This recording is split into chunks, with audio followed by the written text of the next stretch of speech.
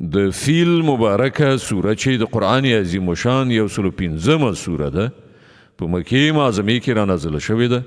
15 مبارک آیاتونه لري. تلاوت او پښتو ترجمه یې له لومړي آیت څخه اورئ. بسم الله الرحمن الرحیم. د الله په نوم چې ډیر زیات مهربان پوره رحم لرونکی دی. ألم تر كيف فعل ربك بأصحاب الفيل؟ تاو نلیدل چې ستا پروردګار د فیل له څښتنانو سره څه وکړل؟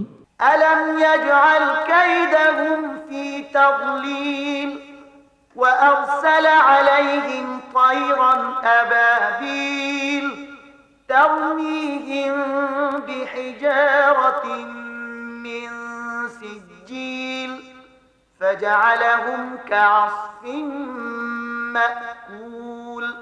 آیا هغه د هغو چلول شن نه کړ او پر هغو باندې د مرغانو سیلونه ولیږل چې پر هغو یې د پخې شوې خټې تیږې غورځولې؟ بیا یې د هغو حالت داسې وګرځاو لکه د څارویو شخوند وهلي واښه.